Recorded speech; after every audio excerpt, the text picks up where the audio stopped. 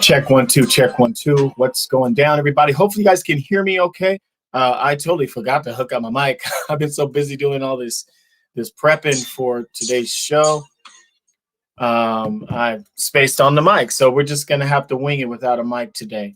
For those that aren't familiar, this is Circle Talk today. Every Friday we do this, where we get together with people that are doing amazing things in the communities around us and the communities all over the world, and we showcase their lives and share the good things that they're doing in the world, and how where they come from and how they got to where they are today. So today, let me go ahead and first start off by letting everyone know we are dedicating this show to my good friend Chuck Marlowe.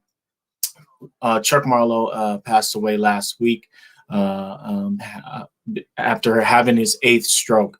And the one thing about Chuck, for those that don't know Chuck Marlowe, he was an intricate part of this ordeal. As you guys see the shirt behind me, as you can see, that's Chuck's name right there. When we first started this show, me and Chuck was side by side on this. When I came to him with the concept and the idea about Circle Talk, he was like, yo, I got you, bro. I got a studio where we can do it all. All you got to do is show up and we'll make it happen. And so we got together, talked it over, and we created this platform called Circle Talk. And it was very, very interesting when we first started.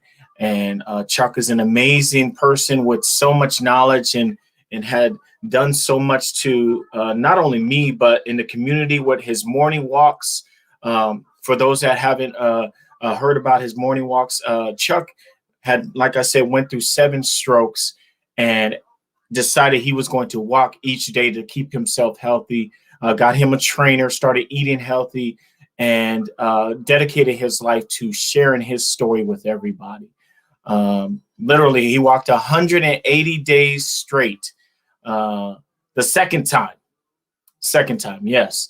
Literally, rain, sleet, snow, hell, he was out there doing it. So we wanted to go ahead and dedicate this show to him today, and just have a moment to just remember him and reflect on his memory and the things that he did in the community. So we love you, Chuck.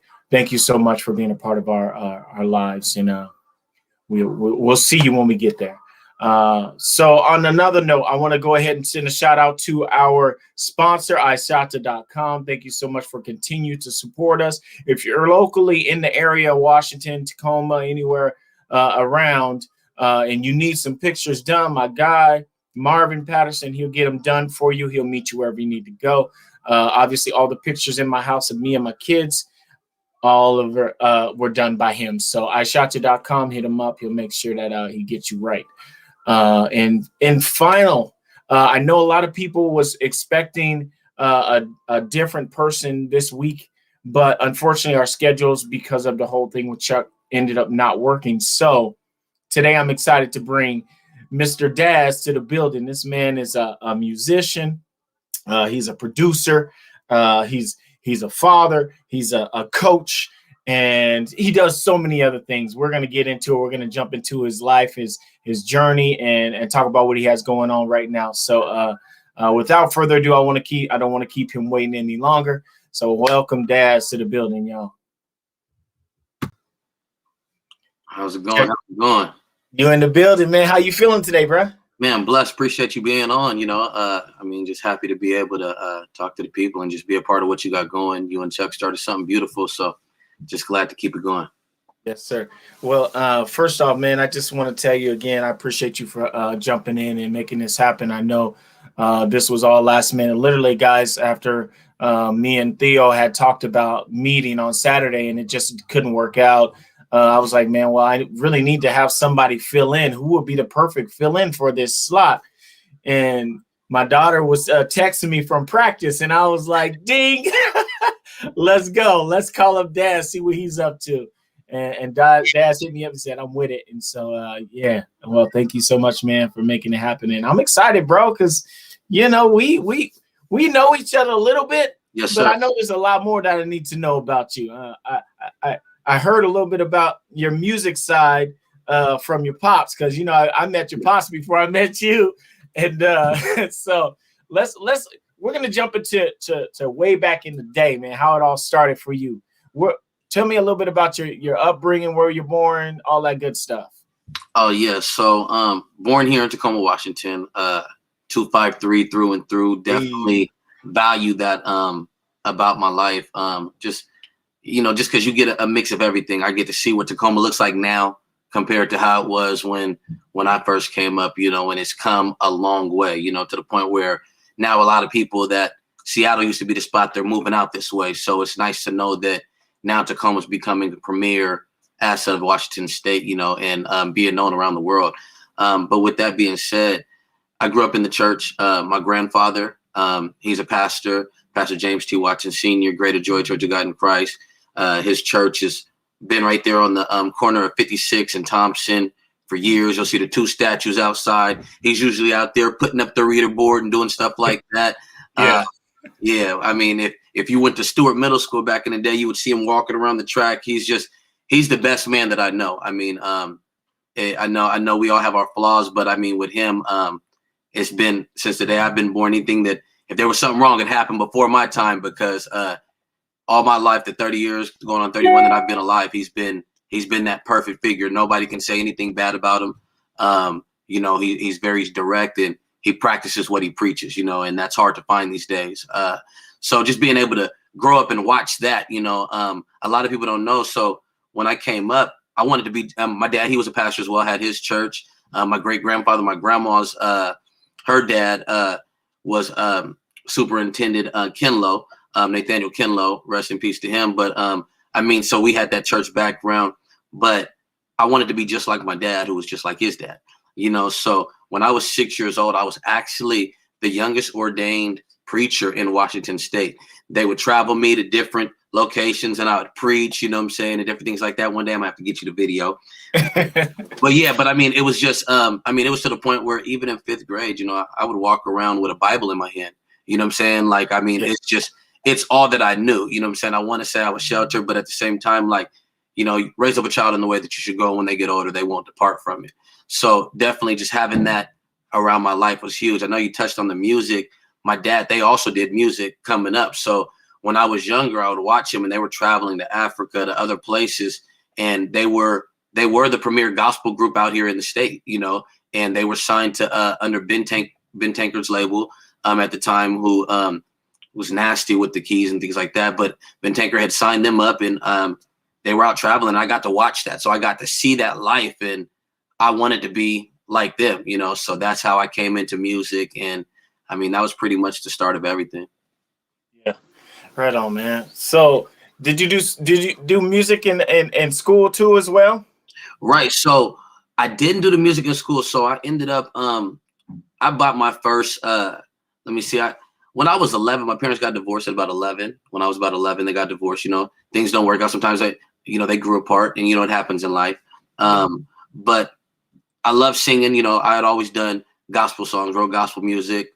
When they divorced, I kind of got to see a different side of life. You start hitting middle school. Like, I didn't know who Tupac was. I didn't know who all these, I didn't know nothing about the world. All I knew was DC Talk, Kirk Franklin, Yolanda Adams, Fred Hammond. Those were our go-tos.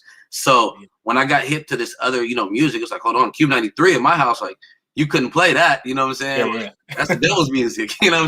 But yeah. As I got older, I was like, hey, I want to start doing this, and I was like, ain't nothing wrong with love songs. So I would start writing little love songs and, cheesy things, but I wanted to be able to record. And I would go to my cousins, try to record, but they was all in the streets and they ain't want to hear, the type of stuff that I was singing about. So it was hard to record myself. So when I was 14, on my 14th birthday, I went out and I took all my money and I bought my first Pro Tools set. It was Pro Tools. I think it was might have been 6.4 that I bought. Right now they're on like Pro Tools 11 point something. Yeah. But it's way up there. So I did that, and I learned that I taught myself how to do it with that and the Fruity Loops, and to be able to record music myself, and that kind of just took it off, to where I want to be. Yeah, that's amazing, man. I that's a good thing that to me, I never even knew that, but for you to teach yourself how to do something like that, yeah, you really wanted it. That just meant you really wanted it. Sure. Do you know how to play the guitar too? Nah, man, I just got the pictures that look good for the senior pictures. They have props, and you know what I'm saying? I was like, oh, this looks nice. So, we did it's one thing that, I mean, I've always wanted to learn to try to do a little bit because I didn't want to do it and be great at it, but I just wanted to do it enough to be dangerous, just to be able to walk around and sing while I play. I'm going to learn it one day, just enough to do a couple songs, even if it's just a couple YouTube covers. I'm going to get it. I'm the same way though. I got a guitar sitting next to me. Everybody's like, "Yo, you play?" I'm like, "No, I just like one of these days I'll learn." I don't quite got it yet, but soon. Watch, it's coming. I promise. Yeah, it's gonna come to me. So, did you play any sports in high school, middle school? Yes. So I grew up playing football and basketball. I also played baseball and stuff. That's back when we had the boys and girls clubs that were really predominant out here. So I was an East Sider. I went to the East Side Boys and Girls Club.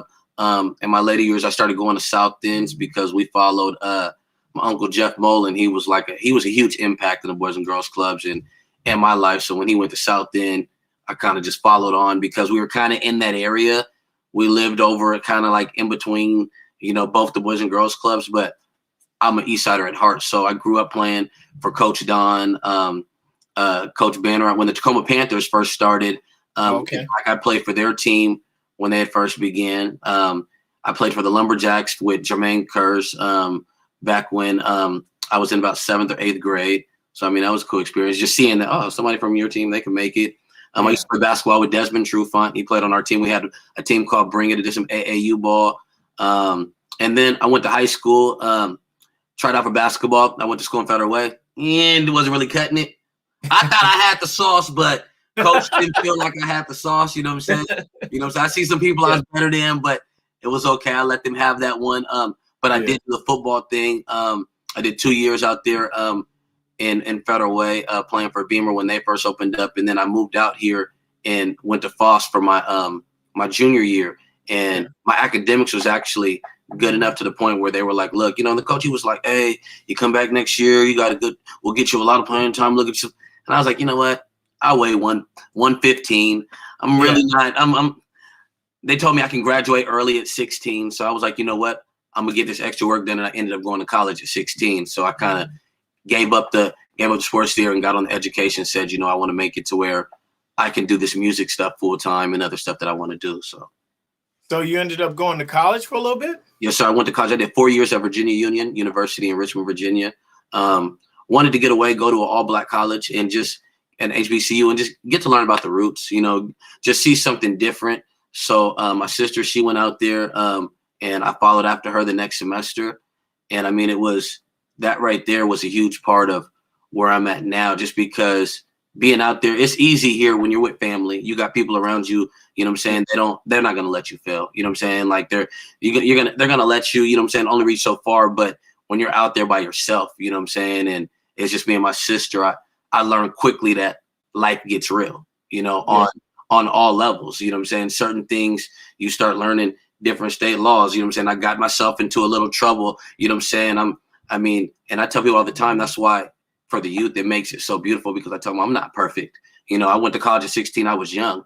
And when I went out there, I had just gotten my license. Everything's good. You know what I'm saying? And not paying tickets, you know what I'm saying? And other things like that ended up, you can if you don't have a license in Washington State, it's all good. They'll give you a slap on the wrist 100 times, you know what I'm saying? And just give you a fine, but out there in Virginia, it's a Commonwealth state. They're not playing that. So you drive, the first time they get you, it's like, okay, you know what I'm saying? Pay this fine. But if you don't do what you got to do in that time limit, next time you're going to jail. So I found myself doing weekend times. I'm going to college Monday through Friday. Then after Friday evening, 6 o'clock, you know what I'm saying? I'm dressing up in all white and I'm outside the jail, getting out Sunday night, back to school on Monday, and it was really just a wake up call though, and it prepped me for everything that I have now. So, I mean, it's just a part of the story. So you went to college out in Virginia, 4 years. What'd you get into? Did you get a degree and all that? Right. So I went for entrepreneurial business management. Okay. So nice. I told myself at first, I was like, hey, I want to do the music thing, you know, and I always wanted to open up a studio. You know, that was my goal. I wanted to open up a studio. So I went to school for 4 years. You know, a lot of times when people go to college, first year, you know, and they tell you it's okay, but you really don't know what you want to go for. You know, you start thinking like, oh, what makes the most money? Like, what's going to be? But then it's like, at the end of the day, what do I really want to do? And I love music. So I was like, you know what? I want to open up a studio. I want it to be big like it is in Atlanta and everything like that.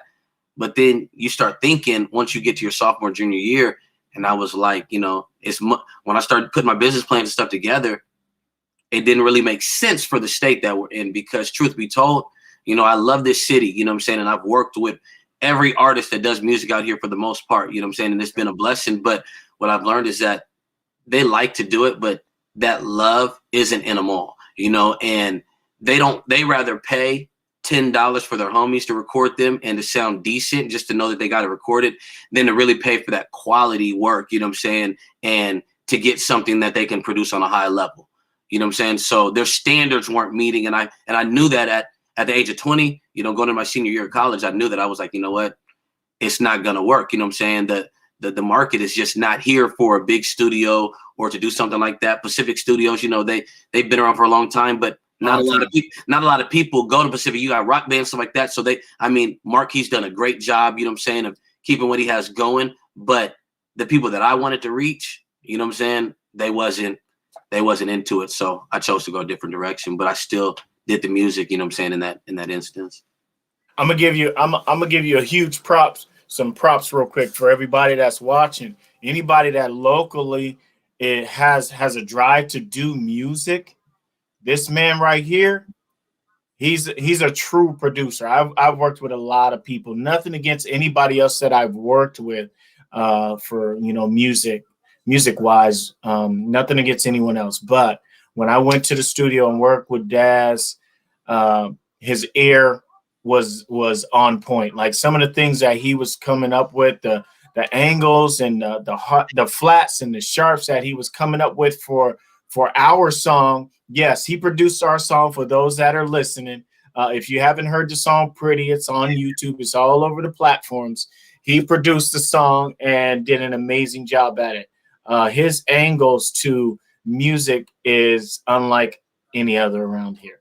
And I'm not saying everybody else doesn't know what they're doing. I'm just saying I liked what he brought to the table, and I would work with him over plenty of people that I worked with in the past, because he knows what he's doing.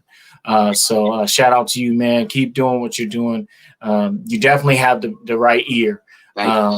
So let's jump into the music thing, man. When did you finally decide, you know what, it's time for me to throw an album out here and see what goes? Right. So, you know, what makes it tough is, you know, it's like with any profession. So, you know, if you're a mechanic, you know what I'm saying, most times you'll fix everybody else's car, but your car's still broke down. You know, you know, the barbers are never the one with the fresh haircut. You know what I'm saying? Like this, it's just certain things. You know, it's just certain things like that. So with being a musician, you know, I caught myself wanting to hear other people. It was so easy to push other people. You know what I'm saying?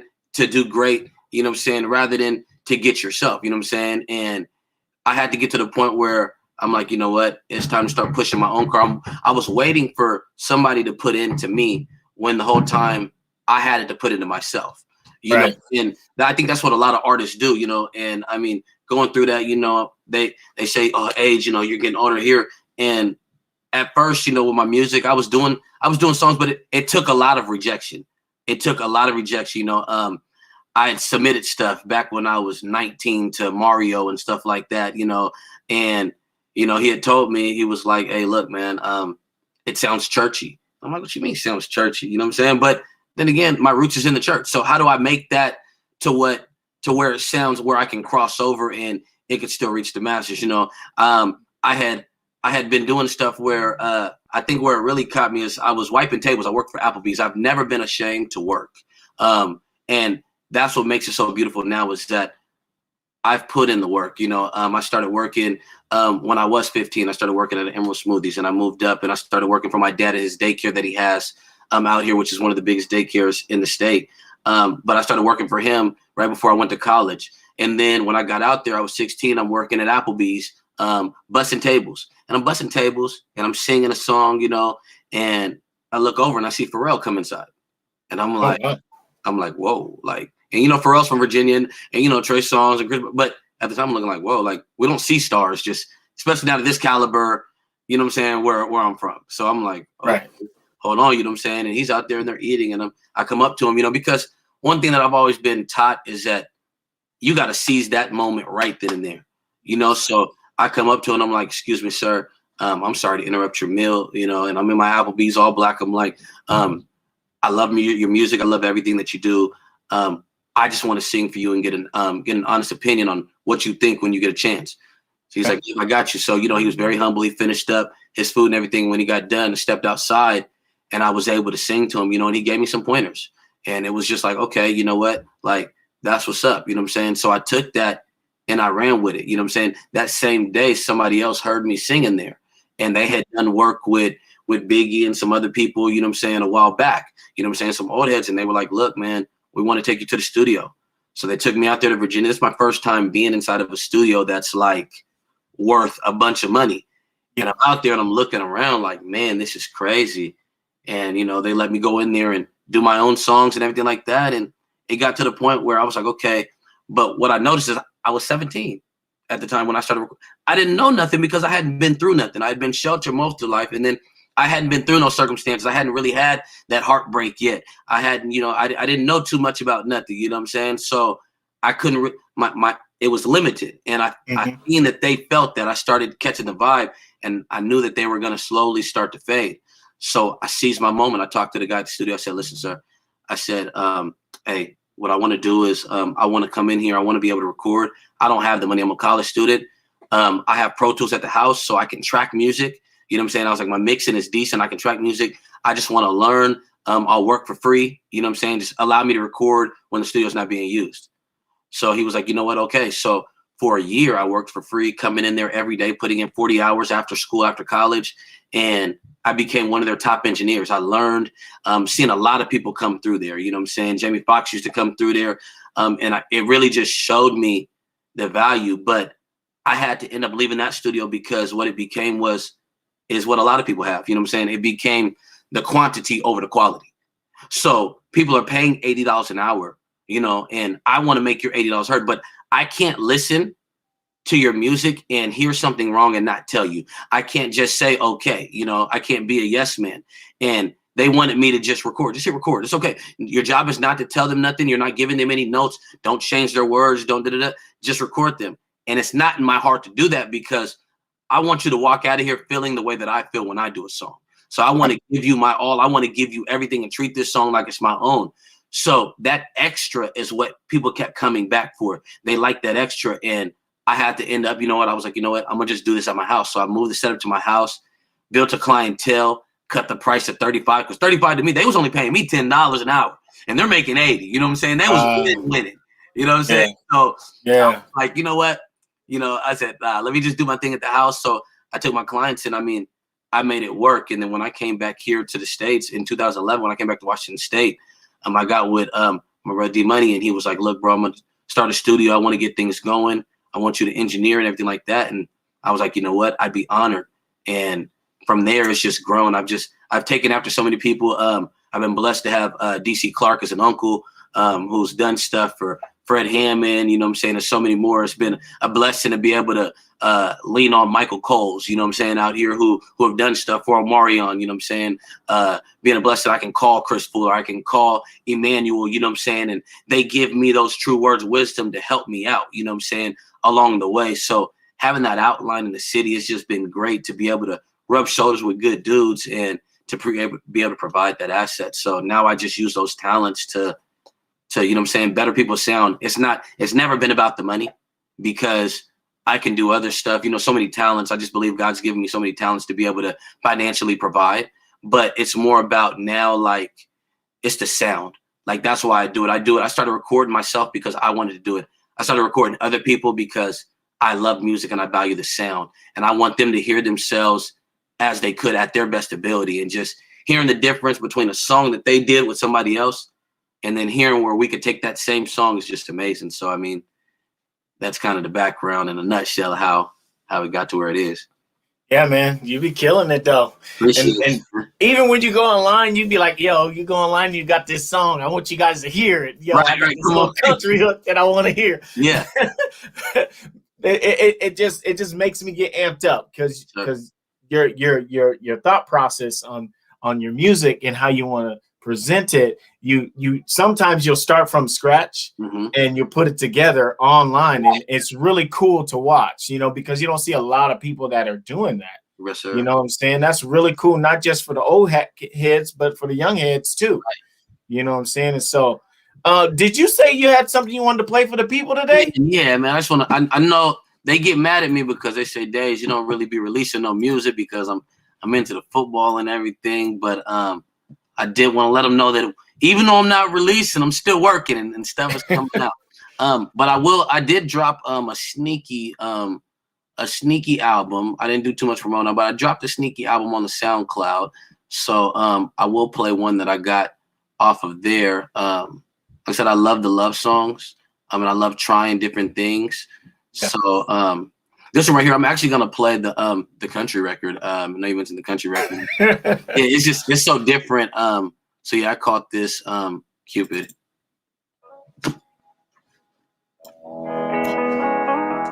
Let me know if you can hear it.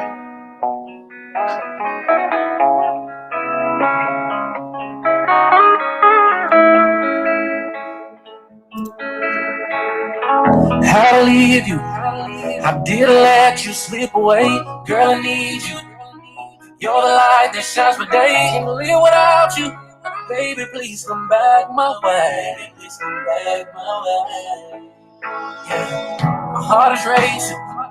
It's beating faster every step. I'm trying to pace it. Got on the phone and called for help. Yes, I called a angel for my angel. Girl. No, it don't matter where you run, no matter where you hide, no matter where you go, there's always gonna find. No matter what you do, because you're as good as I am. Because you're as good as I am. No matter where you hide, no matter where you go, there's always gonna find. No matter what you do, because you're as good as I am. It's cute as good as I will. How to get here? You got me in this song. Girl, I need you. Pull me out before I'll drown without you. Baby, please come rescue me. Baby, please come rescue me. Oh, I'm just hoping you still got some love for me. I'm wide open. I'm not who I used to be. That's why I called it angel for your angel. Girl,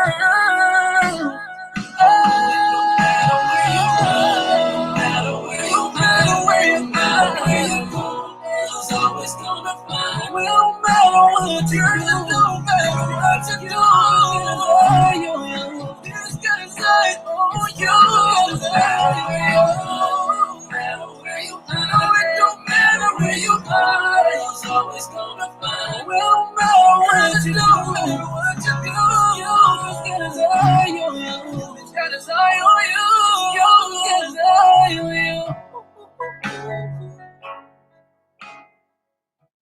Yeah, so something. That's clean, man. That's clean. That one's ready. Appreciate that one's ready. So I just put out a comment to anybody that's watching. If anybody has a question for Dazh while we still got him here, please drop them in the comments. I'll try and get to them as soon as we're finished with our interview. But now we're going to venture over into coaching. Yes. Let's talk a little bit about coaching, man. When did you decide you wanted to get into this whole Heir 253 thing? Man, so it happened kind of quickly. So initially, I started coaching about 5, going on 6 years ago. My son, he was 4 years old. I just wanted to get him out there, you know what I'm saying, on a team. You know what I'm saying? I didn't need him to get in the game. I was like, Coach, he don't got to play, you know what I'm saying? So I had a couple buddies of mine, and Coach Rob, Cam and stuff, and I had seen them doing some coaching for a team called the Little Falcons, you know, and they were kind of like a spinoff of Foss. So I was like, okay, you know what, let me go. I went to Foss, let me go holler at my buddies, you know what I'm saying? So I went there, and, you know, the president, John Elliott, he was like, look, he was like, your son, we know this is an 8-year-old team. Your son's 4, but I like your energy. You said you like the people out here. He's like, look, he was like, your son can come out here if you help coach. I'm like, man, I got commitment issues right now. I can't, I don't want to commit to being out here every day. You know what I'm saying? Like, this is too much, man. Like, I love the game, but I don't know if I can do that. You know what I'm saying? But my son, he wanted to be a part of it, you know, and I'm a firm believer. We'll do anything for our kids. So, you know, I was like, you know what? I can push things aside and I can make it work and give 2 hours a day to be out here for these kids, you know? And once I got out there, you know, I fell in love with it. You know, it honestly, it felt like I was back out there playing again. So I was like, okay, you know, like, that's dope. So the next year, you know, they gave me the opportunity. They were like, hey, coach, you know, we're going to make you the offensive coach. First year, I was kind of like that dad coach, you know, help out. Hey, coach, whatever you need, I'm there to help you. Like, you know what I'm saying? I'm not going to say too much, but I'm here to learn. And also whatever I have, I'll give to the kids. So, you know, I did that. And the next year I was offensive coach, and my guy, Coach Tex, he was the head coach.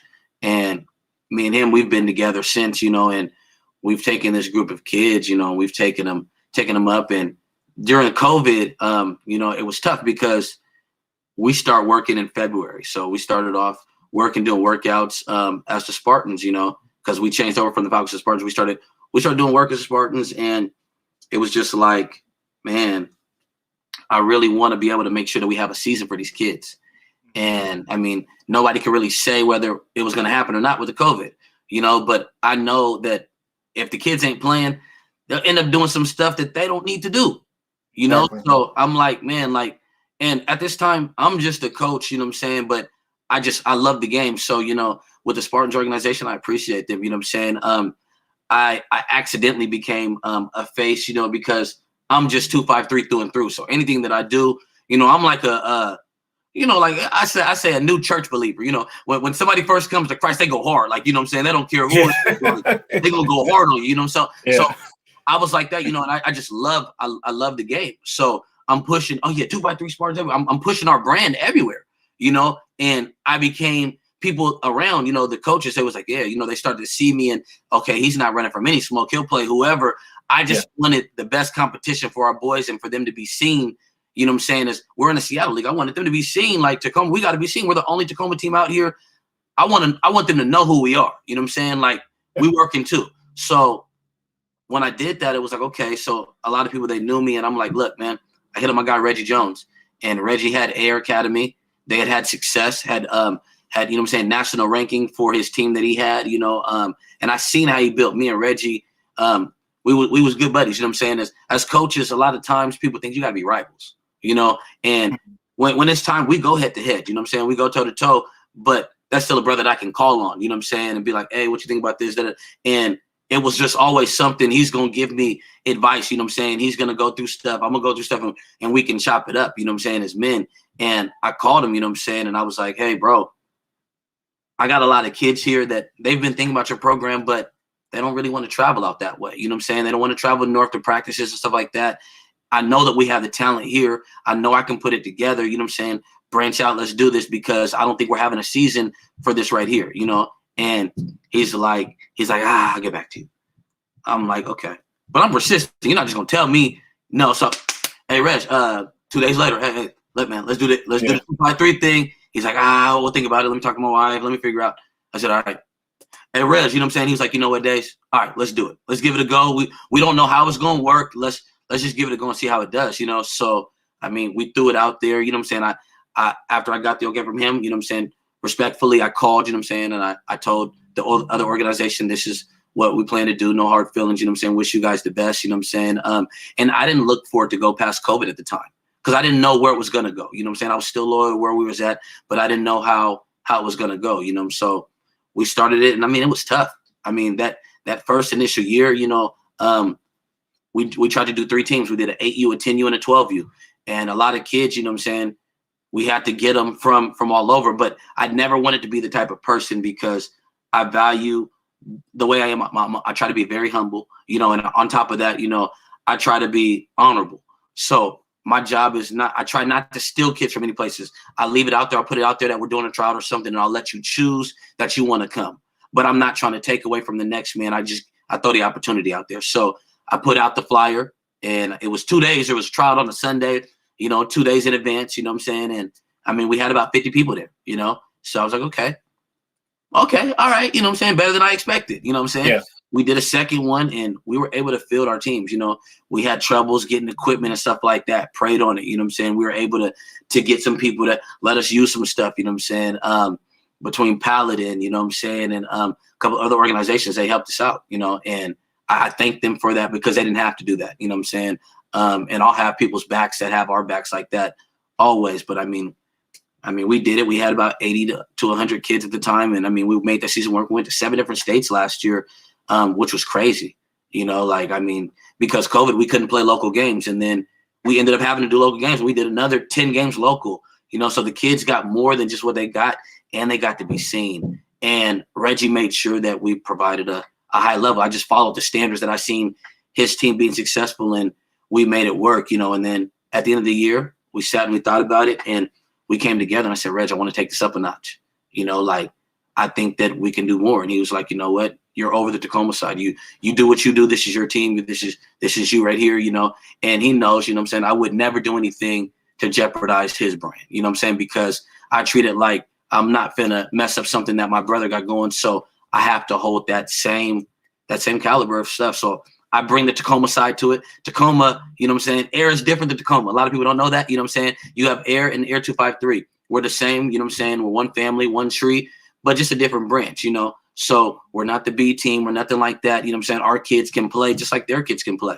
So you get the best of both worlds, different ones, different strokes for different folks. One might be closer to the other one, and, it is what it is. But with us, it's just amazing seeing how we do it. We're very family oriented. You've been in the organization. You came to me, you know what I'm saying, about your daughter. And I'm like, Dave, man, you want her to play? Like, she's pretty. And I just never seen her as a player. And you're like, D, she wants to do it, And I'm like, you know what?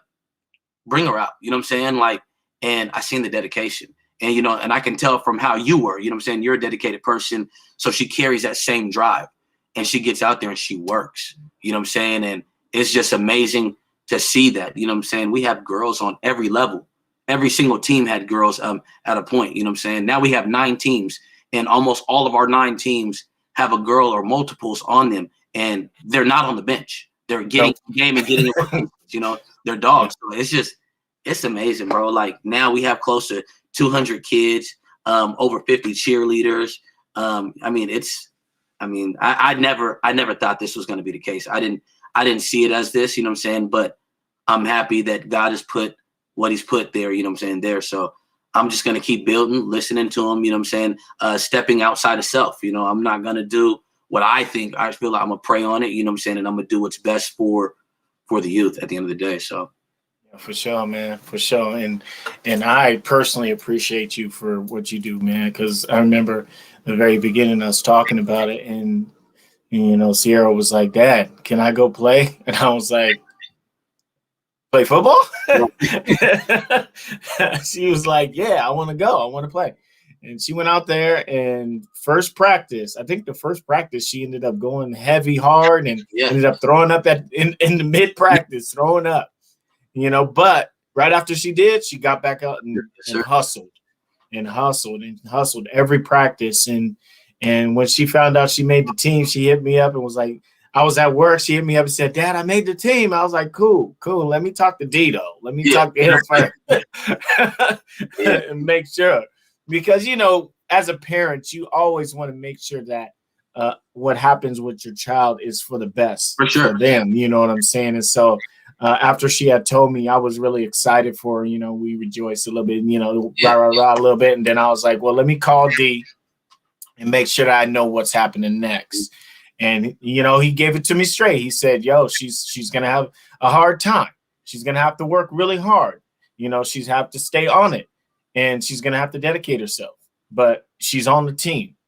And, by the end of the season, come on.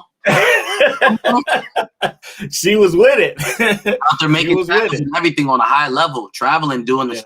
So, and that's that just shows what it is. And one thing that I've always prided myself on is being straight, and in our organization, we're straightforward with it. I'll never tell a person, oh, this child's going to start, this is going to do this, because I trust my coach and I back them, but we put the best in. But at the same time, no kid, and we say we have workouts, people, they, evaluations, they look at them as tryouts.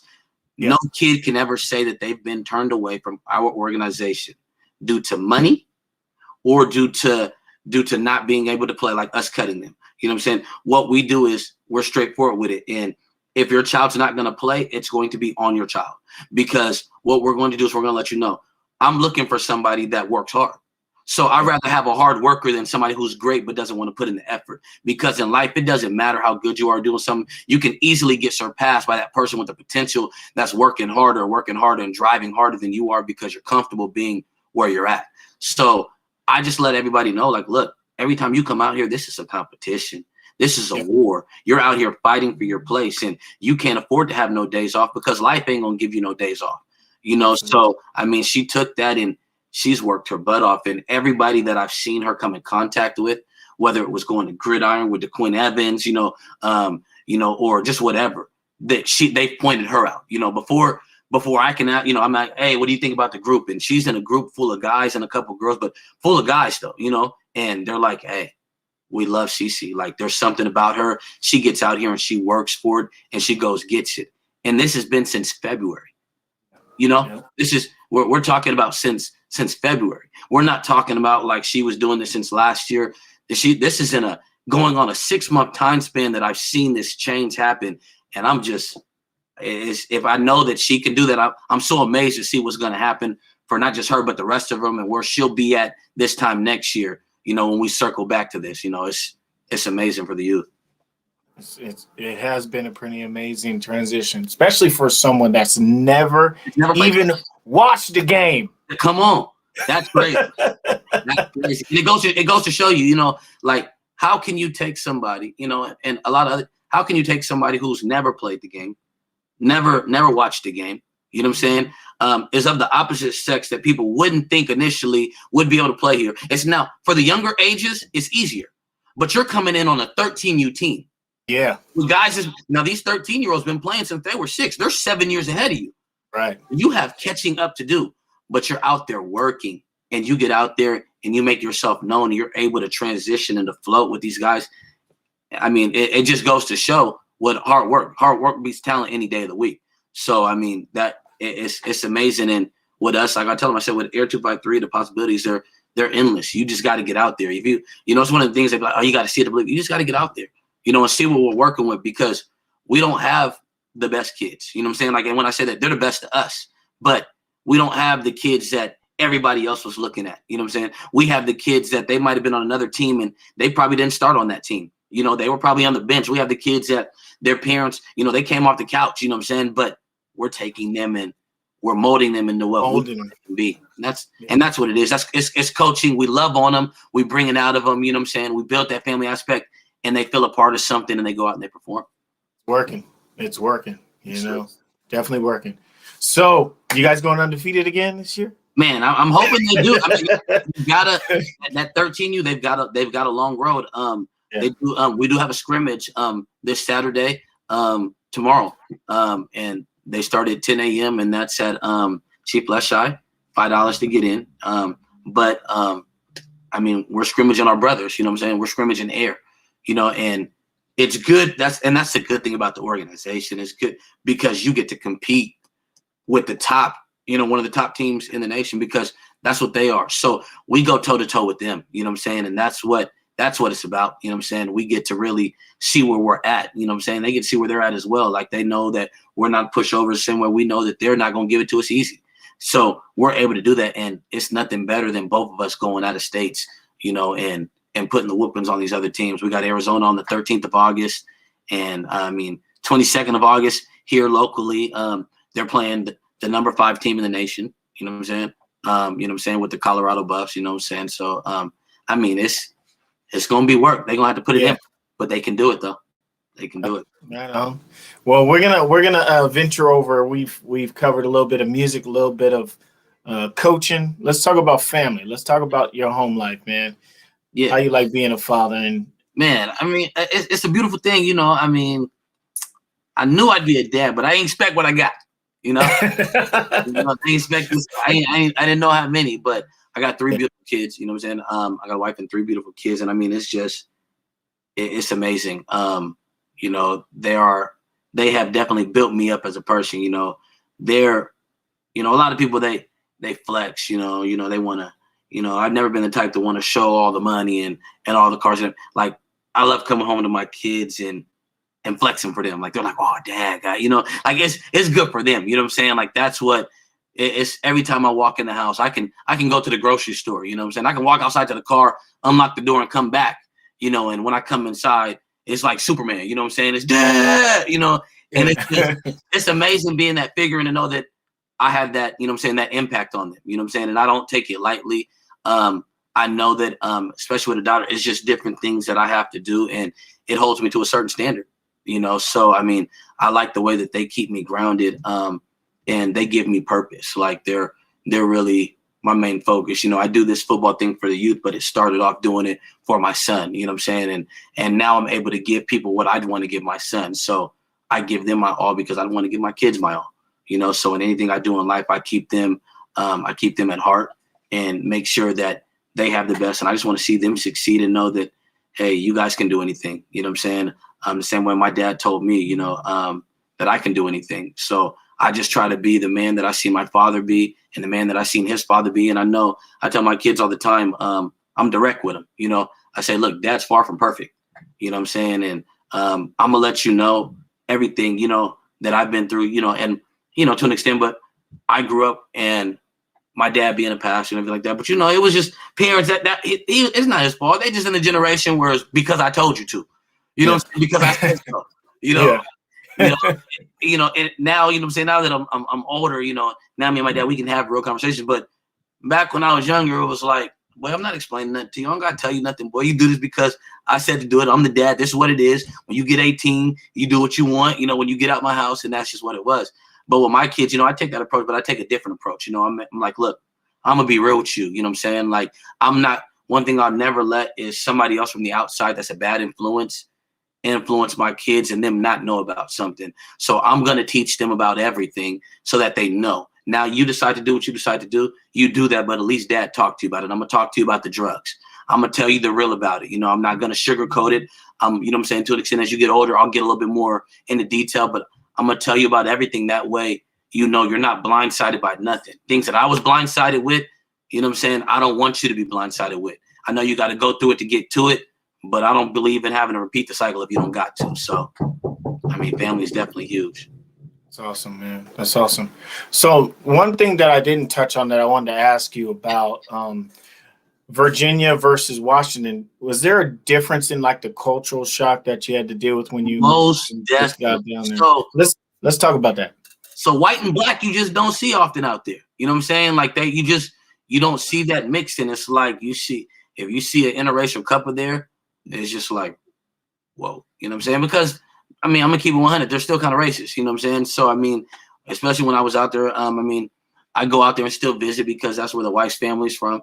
You know, so I go out there and still visit, but I mean, it's definitely still got that drive, you know. There's a couple black cops in the community that I was in Richmond, you know, I mean, I often said it seems like there's more cops than there is citizens. Like, you know, they're really everywhere. It's kind of, in a sense, it's set up to fail, you know, the way that they have it. Like they hold you back a lot, you know. I'm finding myself into trouble over stuff that I probably shouldn't be in trouble over, but I mean, just the way their bylaws and rules that they have it was just, you had to really watch how you were, you know what I'm saying? And I mean, it was tough, but it was also a culture shock in that just being around that many black people. Yeah. You know? Yeah. And at my school that I went to, these people came from everywhere. So I'm getting a taste of Queens, New York.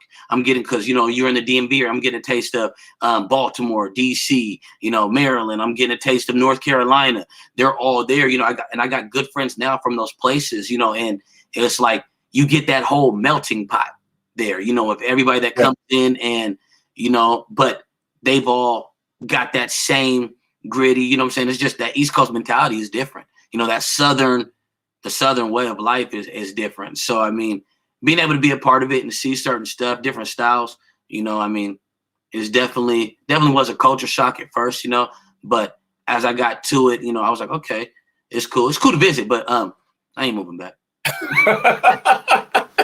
It's cool to visit, but I ain't moving back. They was getting over on me when I started serving at 18, and they was paying me $2.13 an hour plus tips. Man, I came back home and the service here was making like $10 an hour plus tips. I said, hold on, I'm getting robbed out here. Yeah. Just $33. That's crazy, man. Yeah, minimum wage was $7 at the time when I was out there. It might be like $8 right now. That is disrespectful. Yeah, for sure. Disrespectful. I don't care if milk only costs $1.50 or not. It is not adding up. You know what I'm saying? I used to think that it was hard, but I'm like, man, like, I mean, my rent at the time was $800, but I'm looking at these guys like, bro, they're making $400 a week, working 40 hours. Like, what are you gonna do with that? Like, yeah, you're making $1,600 a month. What? Like, yeah. Something ain't right. I ain't going back. No, sir. All right, so real quick, we almost to the end of this, man. Thank you so much for answering all the questions. You put out a lot of information that is good information, not only for me, but for anyone that's watching with kids that wants something to do with music, you know, coaching, the whole nine, man. You've been hitting all the angles and it's working, man. Continue doing what you're doing, man. It's a blessing not only to my daughter, but to all those kids that you guys continue to work with, man. I see it every time I go to your guys' practices, your games. You guys are getting those kids right, and that's important. You know what I'm saying? Keeping them off the streets, like you said, and doing those other things that they could be doing. They're not doing that now. They're focusing on, you know, sports and you know, getting good tips of becoming, you know, sensible adolescents, adults, you know what I'm saying, getting them some direction. So continue doing that. I got a couple scenario questions that I'm going to ask you. If anybody else that is watching has a question for Dazh, we're going to close up shop in about 5 minutes. So if you got a question, drop it in the comments. Otherwise, we got a couple scenario questions and we're going to call it a day. All right. So we're going to talk about coaching. Let's say one of your kids come up to you. Young boy, brand new to the team, has been playing for a couple weeks, and he comes up to you and says that one of his teammates has been bullying him at school. What are you going to tell that young man? Been there before, and it was one of the instances where I just told him, "Don't worry about it, coach got it." So he was like, "Huh?"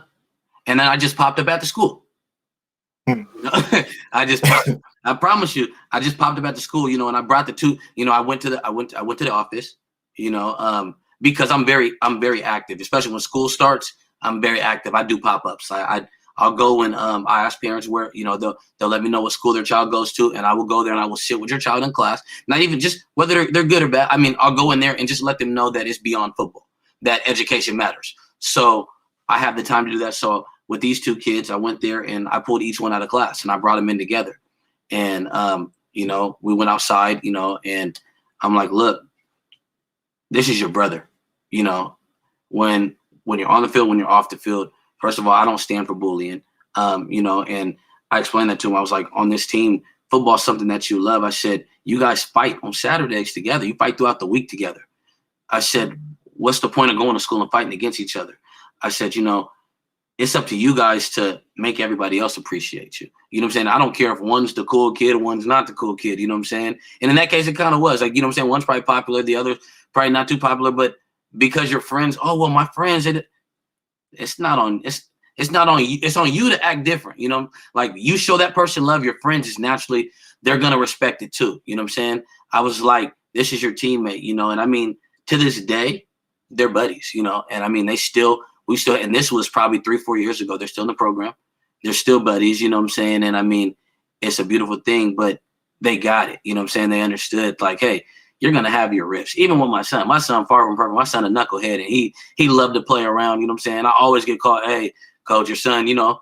But one thing about it is that no matter what, even after they get into it, these kids, they can get into it. They can get to fighting during practice, and after practice, they'll be all hugged up, best friends. You know what I'm saying? Sharing drinks. You know what I'm saying? And that's just what it is. It's a brotherhood. You know what I'm saying? And you're not always gonna see eye to eye with your brother. You know what I'm saying? But at the end of the day, you're not gonna let nobody else do nothing to your brother. Right. You know, and you still got to show that love. So we just preach that family on them, and I mean that's how we handle it. Okay, I'm gonna go a little bit further and get a little deeper with it. Right. So let's say one of your all-star performers on your team ends up coming to practice, and you could tell there's something going on in his head. And you pull him to the side, and he's, you okay? You ask him, is he okay? Because you can tell, like, he looked like he's about to cry. He just, you know, something isn't right in his life. And he says, Coach, I'm failing all my classes. What are you going to say? What do you say next? What do you say next? Now, it depends, number one, how close it is to game day, and do we have time to get it back up? Yeah.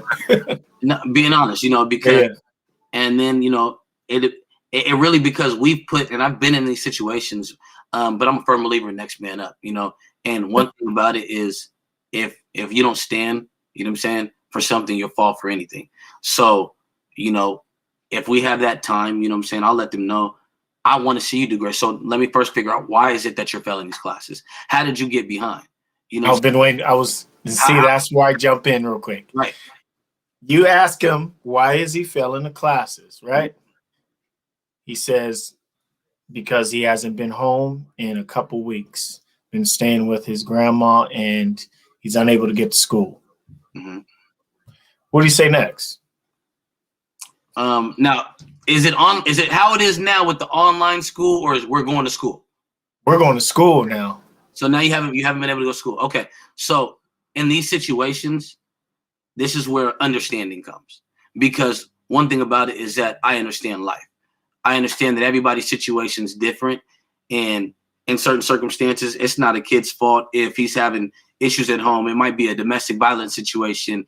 You know, it might be something where they had to get away, where the mom has to pull away, and they're in the hiding, and they can't go to school because dad might pop up and try to take them, or something of that nature. So if that's the case, where we're in a situation like that, where it's against a child, you know, the child doesn't have that ability, you know, then number one, I appreciate you letting me know, you know what I'm saying?